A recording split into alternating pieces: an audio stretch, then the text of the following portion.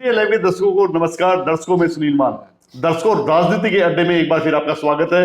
राजनीति के अड्डे में कौन पहुंचेगा चंडीगढ़, किसको मिलेगी टिकट विधानसभा की और कौन बनेगा विधायक, आज इस कार्यक्रम में हमारे साथ प्रोफेसर रामभगत शर्मा जी मौजूद हैं। इनसे करेंगे खास बातचीत। प्रोफेसर साहब, आपका स्वागत है। धन्यवाद। प्रोफेसर साहब, पूर्व विधायक रहे हो और कांग्रेस की टिकट के प्रबल दावेदार हो, क्या तैयारियां चल रही हैं?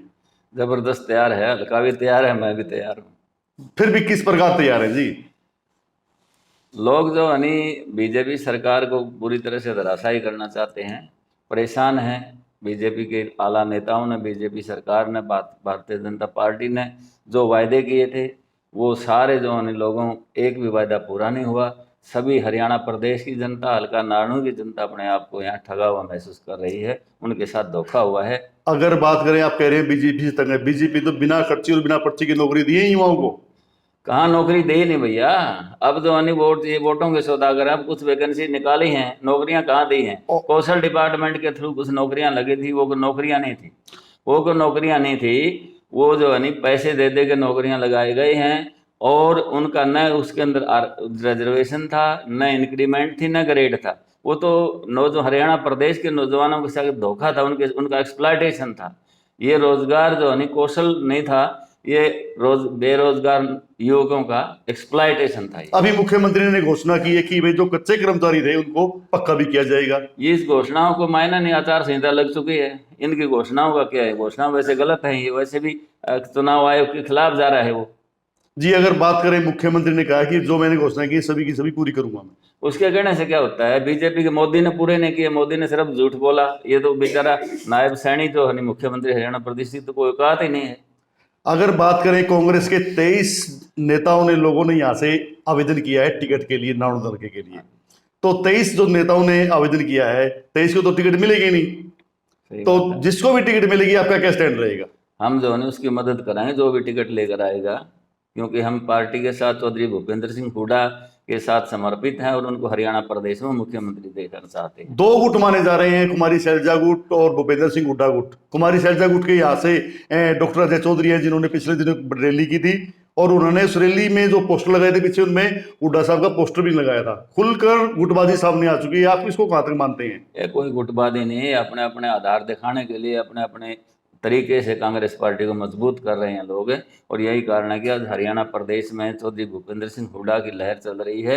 जब लहर होगी, जब कांग्रेस एक सारा एक परिपक्व माहौल हो चुका है और हरियाणा प्रदेश में कांग्रेस की आंधी है, तो उस समय सारा ही अच्छी बात है। प्रत्याशी भी कई होंगे और सीएम के दावेदार भी कई होंगे। हर एक का अपना प्रजातांत्रिक अधिकार है सीएम के सपने देखना और एमएलए बनना। अगर बात करें प्रोफेसर रामभगत शर्मा की, तो उन्होंने पिछले दिनों कुछ आदमी भेजे थे कि भाई मेरे को टिकट दे दो मजबूती के लिए। हाँ, इसमें क्या कहना जी आपका? मैंने नहीं भेजा, आदमी अपने आप गए हैं।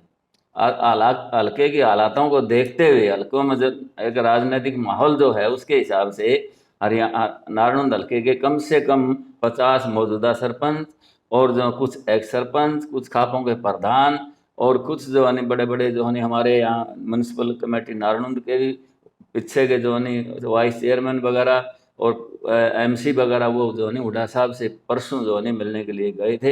हुड्डा साहब से मिलकर आए हैं। ये ठीक है कि हुड्डा साहब को बहुत ज़्यादा बुखार था, उनकी वजह से वो उनके रूबरू नहीं हो सके, क्योंकि वायरल था। हुड्डा साहब ये समझने लगे भी कहीं इनको भी ना हो जाए। लेकिन हरियाणा हल्का नारायण के लोगों की भावना, उनके ओपिनियन, उनका विचार जो है हुड्डा साहब तक पहुंच चुका है। अगर बात करें हुड्डा साहब, हमारे जो तंत्र है, कहीं से सूत्रों के हवाले से खबर आई है कि प्रोफेसर का हुड्डा के जो पैनल बनेगा उसमें नंबर 1 पे नाम है। तो मुझसे क्या पूछना चाहते हो? अच्छी बात है। तो यानी आप इतना जोर लगा रहे हैं, तो अगर नंबर 1 बता रहे हैं, तो आप कैसे महसूस कर रहे हो इस चीज को? मैं महसूस कर रहा हूँ, जीतेंगे चुनाव, सारे साथियों को साथ लेके चलेंगे और हल्का नारायण में एक रिकॉर्ड बनाएंगे। पिछले 52 साल से यहाँ कांग्रेस का कोई प्रत्याशी नहीं जीता है। इस बार कांग्रेस का प्रत्याशी जीतेगा और रिकॉर्ड तोड़ मतों से जीतेगा। कहीं ऐसा तो नहीं हो कि एक जातीय समीकरण है कि भाई जैसे आप ब्राह्मण बिरादरी से आते हो, भी बाकी सभी पार्टियों के उम्मीदवार जात बिरादरी से आ रहे हैं, ऐसा कोई समीकरण तो नहीं बिठाया जा रहा? नहीं, समीकरण नहीं, समीकरण भी राजनीति में समीकरण भी चलते हैं और हर तरह के इलाकाई रीजनल समीकरण भी देखते हैं, जातीय समीकरण भी देखते हैं। बाकी जो है मैं तो इन चीज़ों से ऊपर उठा हुआ हूँ। मैं तो एक जात पात से ऊपर उठा हुआ आदमी। आपको पता है मुझे आज़ाद MLA नारायण दलके ने बनाया था। हर बिरादरी के वोट मिले थे। मेरी अपने गांव के जो 36 बिरादरी के लोग, बच्चे से लेकर बूढ़े तक, जिन्होंने इकट्ठा चुनाव लड़ा था। आज नारायण दलके में भी एक सबसे शरीफ, ईमानदार, मेहनती, लोगों के साथ मिलनसार और ज़मीन से, ग्रास रूट से जुड़ा हुआ व्यक्ति के रूप में मेरी छवि है। तो मुझे ये जोन, इसीलिए जोन सरपंच हुड्डा साहब से मिलने के लिए गए थे कि प्रोफेसर साहब, पिछले जो योजना थी उसमें आपने बीजेपी का साथ दिया था। मैंने कोई बीजेपी का साथ नहीं दिया था, कोई बीजेपी का साथ नहीं दिया था। एक मतलब जो है कुछ भ्रांतियां हो गई थी। कैंडिडेट जो है हमारा अपने हल्का नारनौंद की अपेक्षाओं के हिसाब से नहीं मैदान में आया था, इसलिए मैं शांत हो गया। ये तो अब की बार भी हो सकता है, अगर अब की बार भी अपेक्षाओं के अनुरूप नहीं आता, कांग्रेस की लड़ाई कांग्रेस से ही होती है, तो आगे क्या स्टैंड रहेगा आपका? नहीं, मेरा स्टैंड इस बार जो है नहीं, इस बार नहीं। वैसे तो मैं सच्चा इंसान हूँ, हर तरह से जो भी फैसले लेता हूँ। मेरा इस बार क्लियर फैसला है कि हमने हुड्डा साहब को मुख्यमंत्री बनाना है, और हुड्डा साहब का आशीर्वाद लेकर जो भी व्यक्ति आएगा उसकी हम पूरी बढ़िया ढंग से मदद करेंगे। सारा हल्का नारनौंद उसको जिताकर जो है हुड्डा साहब के हाथ मजबूत करें। जो आप 23 लोग हैं जिन्होंने नाम अपना आवेदन किया हुआ है, उन्हीं में से कुछ लोग कह रहे हैं कि हमारे को टिकट मिल गई ठीक है, नहीं तो कैप्टन जीतेगा। देखो, मैं ये तो नहीं कहता, जिताना हराना तो हल्के के लोगों का काम है। जिताना हराना जो है नहीं, वो वोटरों का, मतदाताओं का काम है। इसकी ठेकेदारी कोई नहीं ले सकता। लेकिन फिर भी कैप्टन अभिमन्यु का तो यहाँ से आधार ही नारायण दलका से खत्म हो चुका है। हाँ, मैं जो है नहीं, मेरे मुकाबले में कैप्टन अभिमन्यु, आप जानते हैं, सारा हल्का जानता है, कहीं नहीं खड़ा हुआ। वो जो है नहीं बीच में इलेक्शन चुनाव छोड़कर भागेगा। अगर बात करें दादा गौतम की, दादा गौतम भी चुनावी रण में कूद चुके हैं। उन्होंने अपना सम्मेलन बुलाकर कहा था कि भाई अब की बार भी वो चुनाव लड़ेंगे, पक्का चुनाव लड़ेंगे। नहीं, पक्का कच्चे की परिभाषा क्या है उनसे पूछो।